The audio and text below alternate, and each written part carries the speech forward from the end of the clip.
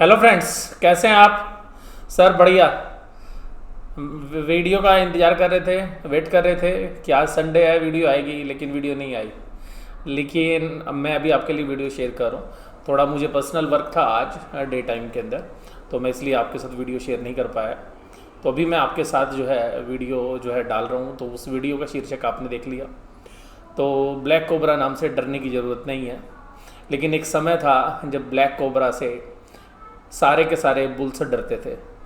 ये समय था 80 का दशक और मिड 90s तक, यानी कि 94 95 तक। ये एक ऐसा समय था जहाँ पर कि ब्लैक कोबरा से पूरी मार्केट जो है थर्रा जाती थी। और उस समय पर जो बुल्स होते थे या ख़रीदने वाले होते थे, तो जनरली इंस्टीट्यूशंस होते थे, और इंस्टीट्यूशंस में दो ही होते थे क्योंकि म्यूचुअल फंड्स होते नहीं थे उस टाइम पे।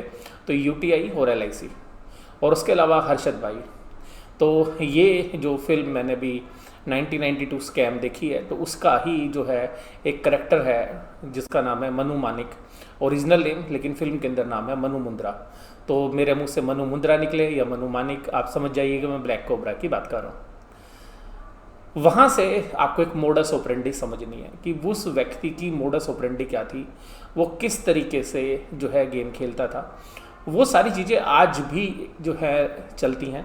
और मैं ये कहूँ कि 2008-2009 तक जो है यहाँ पर वो जगह जो है फॉरेन इंस्टीट्यूशनल इन्वेस्टर्स ने ले ली थी। तो जो लोग 2008-2009 तक यहाँ पे मार्केट में एक्टिवली पार्टिसिपेट करते थे, तो वो फॉरेन इंस्टीट्यूशनल इन्वेस्टर्स की जिस दिन सेलिंग होती थी, उन्होंने जिस दिन इन्वेस्टमेंट को डिस्पोज ऑफ करते थे, ये लगातार 5-10 दिन सेलिंग चलती थी, तो सारे जो है बुल्स घबरा जाते थे। और ये जो भी ट्रेडर्स रहे होंगे उस समय के, तो उनको पता है। तो कोई ना कोई व्यक्ति किसी न किसी समय पर रहता है, चाहे वो इंस्टीट्यूशंस रहे।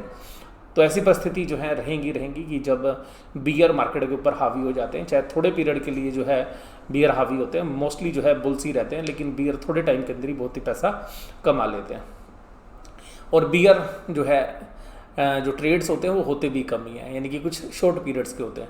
तो यहाँ पर आप देखेंगे कि जो बुल्स हैं मोस्टली मेजॉरिटी टाइम्स में जो है बुल्स ही जो है पूरा का पूरा मार्केट को जो है कंट्रोल करते हैं। लेकिन कुछ समय पर बियर्स भी आ जाते हैं, और बियर्स कोई अलग नहीं होते, यही होते हैं जो बुल्स होते हैं, यही बियर बनते हैं।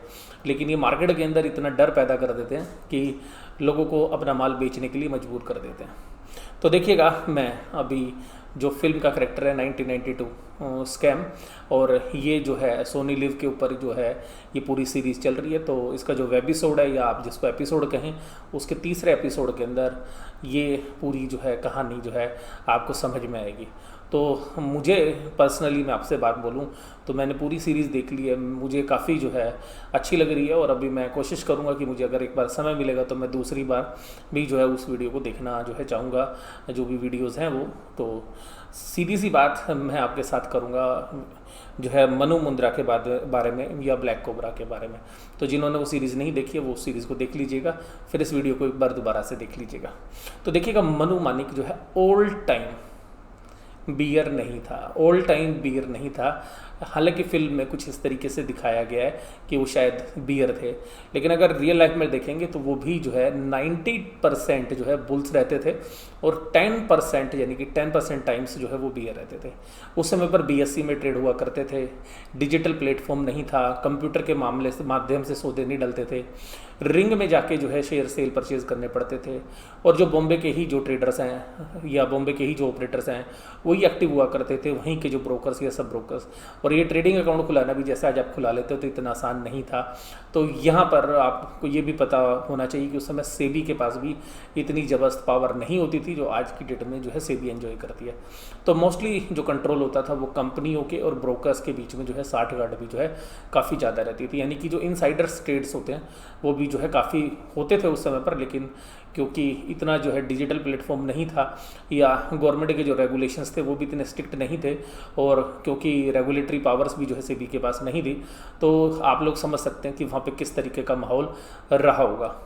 अभी इस ब्लैक कोबरा की बात हम जब शुरू करें तो मैं आपको यही बात बोलूँगा, नॉट ओल्ड टाइम बियर नहीं थे, वो ओल्ड टाइम बियर नहीं थे, बुल्स थे। तो मैं उनकी मोडस ऑपरेंडी की बात करूंगा, वो किस तरीके से काम करते हैं। मोडस ऑपरेंडी का मतलब है कि उनका कार्य करने का तरीका क्या था। वो मोस्ट ऑफ द टाइम जो है माल खरीदते थे, और माल जब वो खरीदते थे तो उस लेवल पर जब वो चला जाता था, जब उनको पता चलता था कि बुल्स के पैसे खत्म हो गए, यानी कि बुल्स अब मार्केट को और आगे नहीं ले जा सकते, और उनको ये भी पता होता था कि जब देखिएगा मार्केट बुल्स जब ऊपर लेके जाते हैं तो मोस्टली लोगों के अंदर इतना ज़्यादा फोमो हो जाता है, यानी कि फियर ऑफ मिसिंग आउट, कि वो लोग अपना सब कुछ पैसा लगा देते हैं। इसके अलावा जब मार्केट बुल्स टेरिटरी में रहती है तो बहुत सारे लोग लोन लेके या मार्जिन फंडिंग के माध्यम से या उधार लेके भी जो ट्रेड करते हैं, और उस समय भी अपने पोर्टफोलियो में पैसा डालते हैं। तो उस समय पर भी ऐसा ही होता था। उस समय पर हालांकि जो ब्याज के रेट थे वो 20 से 30% थे, और जो मनु मानिक जिसकी मैं बात कर रहा हूँ, मनु मुंद्रा, जिसको ब्लैक कोबरा के नाम से जो है सारे के सारे जो ट्रेडर्स हैं या रिंग के अंदर जो जॉबर्स हैं वो उसी नाम से पुकारते थे। तो मनु मुंद्रा की जो मोडस ऑपरेंडी ये थी कि वो ट्रेडिंग से तो पैसा कमाते ही कमाते थे, उनका उधार देने का भी जो है धंधा था। तो वो 2 से 3% जो है पर मंथ, यानी कि आप ये समझ लीजिएगा 24 से 36% जो है साल का वो इंटरेस्ट चार्ज करते थे। हालांकि उस समय रेट ऑफ इंटरेस्ट भी ज़्यादा होते थे। और आपको बड़ी बड़ी जो कंपनियां हैं जैसे टाटा स्टील भी या टाटा टी ये 4 या 5 की पी पर ही काम करती थी। तो आजकल जब आपको बताई जाती है इंडिया ग्रोथ स्टोरी या जो म्यूचुअल फंड्स में, तो ये ऐसा नहीं है कि उन कंपनीज़ ने अर्निंग ही जो है 100 गुना या 50 गुना करी है। उन कंपनीज़ की मार्केट कैप इसलिए बढ़ गई कि उन कंपनीज़ की पी रेशियो भी बढ़ गई। तो ये तो एक मैंने आपको आउट ऑफ द बॉक्स जाके एक बात बोली। अब देखिएगा जो ब्लैक कोबरा है, तो ब्लैक कोबरा यानी कि मनु मानिक, मनु मुंद्रा, यानी कि बीएससी का बेताज बादशाह, यानी कि आप ये कह सकते हैं कि जैसे आज की डेट में सारे एफआईज को एक साथ मिला दो आप, फॉरेन इंस्टीट्यूशनल इन्वेस्टर्स को, तो उसी तरीके से मनु मुंद्रा की जो है बादशाह जो है बीएससी के अंदर चलती थी। और बीएससी के जो अधिकारी होते थे उनके ऊपर भी जो है काफ़ी अच्छा जो है उनके ऊपर इम्पैक्ट था, यानी कि काफ़ी बड़ा प्रभुत्व जो है ऑफिशियल्स के ऊपर भी जो है उनका रहता था। और आपको पता होना चाहिए कि उनके 3 शागिर्द भी थे, जिसमें एक था राजू चार्टिस्ट। तो देखिए आज की डेट में तो आप टेक्निकल एनालिसिस जो करते हैं वो आपको सारे सॉफ्टवेयर या सब कुछ आपको मिलता है, सब कुछ ऑनलाइन फ्री में उपलब्ध है। तो उस समय जो राजू चार्टिस्ट थे वो जो है कोबरा जी की हेल्प करते थे कि मार्केट ऊपर जाएगी नीचे जाएगी। हालांकि क्योंकि कितना भी बड़ा प्लेयर हो उसको भी देखिएगा यूटीआई और एलआईसी से डर लगता था कि कहीं वो माल बेचने आ जाए, यूटीआई या एलआईसी ना खरीदने आ जाए। उसके बाद उनके जो दूसरे शागिर्द थे वो थे आज के राधा कृष्ण दमानी, यानी कि जो राधा कृष्ण दमानी जी हैं वो भी जो है पहले आप देखिएगा वो बहुत शॉर्ट जो है प्ले करते थे, और फिल्म के अंतिम हिस्से में जो है वो कहते हैं कि चलिए अब इस चीज़ को छोड़ते हैं, अब अपनी इन्वेस्टमेंट को जो है शुरू करते हैं। तो उन्होंने जब हर्षद मेहता एपिसोड के बाद, या जो हर्षद मेहता का जो स्कैम था उसके बाद अपनी जो मोडस ऑपरेंडी बदल ली। और हालांकि 99 के अंदर भी जब .com बबल हुआ था उस समय पर भी उन्होंने शॉर्ट पोजीशंस बनाई थी। तो वो काफ़ी स्मार्ट जो है प्लेयर हैं, चाहे वो शॉर्ट या लॉन्ग के मामले में भी। और उन्होंने एक सबसे बड़ी खास बात जो है उन्हें एंटरप्रेन्योरशिप के अंदर भी जो है अपना बिजनेस जो है बना लिया। आप लोग जानते हैं कि डी मार्ट के नाम से उनका बहुत बड़ा बिजनेस है। और उनके शागिर्द थे, यानी कि वो भी हालांकि ब्लैक कोबरा के ही शागिर्द थे, लेकिन साथ में जो है वो राधा कृष्ण दमानी जी के भी जो है शागिर्द थे। उनका नाम था राकेश झुंझुनवाला, यानी कि आरजे। तो आरजे यानी कि राकेश झुंझुनवाला, उसमें फिल्म के अंतिम हिस्से में कहते हैं कि हो सकता है कि हर्षद मेहता के बाद जब अगली स्टोरी आए तो बिग बुल के नाम से मैं ही जानूँ, तो बिग बुल के नाम से मैं ही जाना जाऊँ, तो वो जो है तीसरे कैरेक्टर थे वहाँ पे। तो ब्लैक कोबरा जो चीज़ करते थे वो ऐसा नहीं है कि वो हमेशा बियर रहते थे, वो बुल्स रहते थे most of the time, 90% time, लेकिन 10% टाइम्स वो बियर होते थे। और मार्केट भी ऐसे ही होती है, आप देखिए।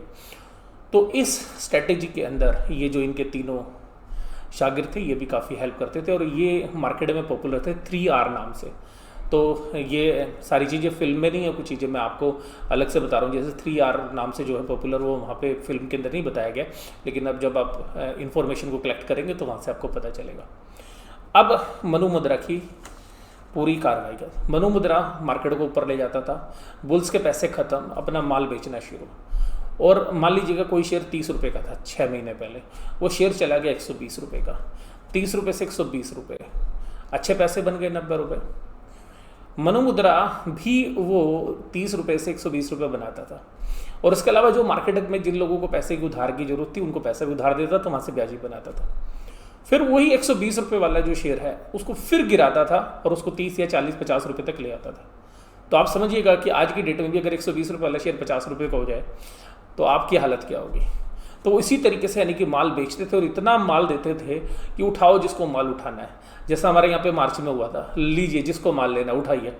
तो लोगों के पास क्या, जिन्होंने उधारी के पैसे से लिया हुआ है वो क्या होगा, उनका माल बिक जाएगा, या मार्जिन फंडिंग पे माल था तो वो लोग भी जो वास्तव में रिंग में काम करते थे वो भी मनु मुंद्रा से डरते थे, और जब वो बेचना शुरू करते थे तो मार्केट में हो जाती थी कि मनु मुंद्रा बेच रहे हैं, यानी मनु मानिक बेच रहे हैं, तो सब ने बेचना ही बेचना है, अगर कोई भी खरीदने की कोशिश करेगा तो उसको वो तबाह कर देंगे।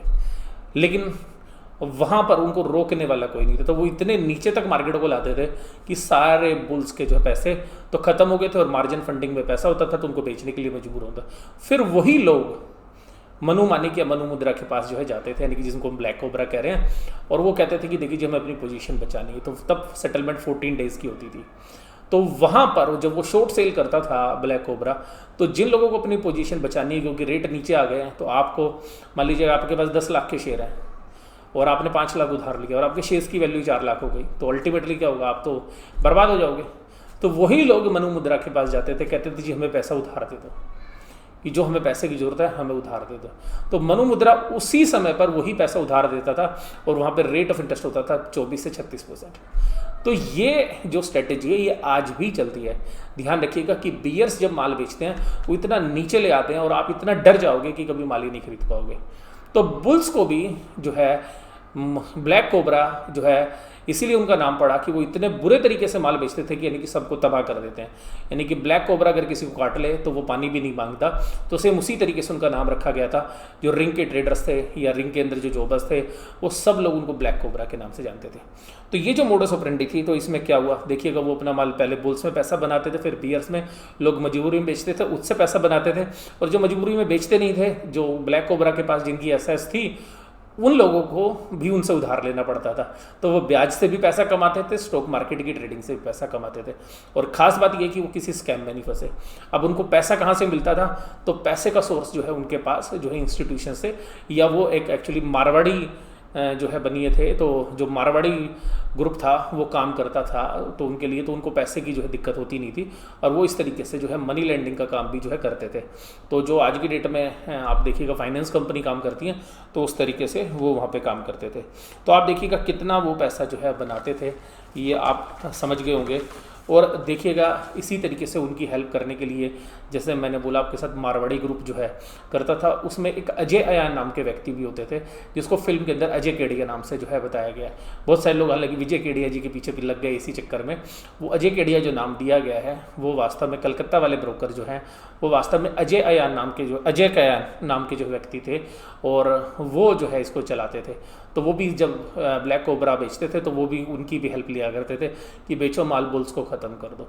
और हर्षद मेहता भी जो है इसी तरीके से जो है बहुत बार उनकी चपेट में आए, और जब हर्षद मेहता ने इंस्टीट्यूशंस के माध्यम से फंडिंग का इंतजाम कर लिया, तब उनको पता चला कि ब्लैक कोबरा फंस गए और उन्होंने माल बेचा। तो उसके बाद उन्होंने सारी तहकीकात की और फिर भी जो है अल्टीमेटली उन्होंने हर्षद मेहता को किसी दूसरे तरीके से फंसा दिया। तो हालांकि हर्षद मेहता ने भी जो सिस्टम के लूप होल्स उनको यूज़ किया। तो मैं केवल ये चीज़ आपको बता रहा हूँ, ध्यान से समझिएगा। नो बुल नो बियर, मैं इसलिए बोलता हूँ कि मार्केट कभी भी नीचे आए तो मार्केट ऊपर आएगी, ध्यान रखिएगा। अभी भी मार्केट के अंदर बहुत सारे ऐसे शेयर्स हैं इतने ऊपर आने के बाद भी जो वैल्यूएशंस वाइज बहुत अच्छे प्राइस पर मिल रहे हैं। मार्केट गिरेगी तो हो सकता है वो और भी गिरे। तो यहाँ पर आपने स्मार्टली वर्क करना है। रीज़न ये है कि आपको मार्केट ऊपर नहीं लेके जानी है। जो मार्केट के आज की डेट में ऑपरेटर्स हैं, यानी कि DIs हैं, बहुत बड़े HNI इन्वेस्टर्स आज की डेट में, मनु मुंद्रा जैसे हजारों लोग इंडिया के अंदर काम करते हैं, वो भी कार्टेलाइजेशन के थ्रू करते हैं, मिलकर काम करते हैं एक ही शेयर्स के अंदर, एक ही प्राइस के अंदर, और अलग अलग शेयर्स में भी करते हैं। तो वो कहते हैं कि मैं तेरे शेयर को नहीं छोड़ूंगा, तू मेरे शेयर को मत छेड़ियो। तो इस तरीके से जो भी इंडिया के HNI इन्वेस्टर्स हैं वो भी इसी तरीके से करते हैं। फिर FIs भी जो है मिले हुए हैं बहुत सारे, हालांकि FIs आपस में एक दूसरे के एंटी भी प्ले करते हैं। फिर इनके अलावा जो है ये जो DIs के जो फंड मैनेजर्स हैं, इनके साथ भी FIs वालों की अच्छी सांठगांठ होती है। तो ध्यान रखिएगा जब ये मार्केट को गिरते हैं तो आज की डेट में तो इंटरनेशनली गिरते हैं, पूरे वर्ल्ड में एक साथ गिरती है मार्केट, और इसी तरीके चढ़ाते हैं तो पूरे वर्ल्ड की मार्केट को चढ़ाते हैं।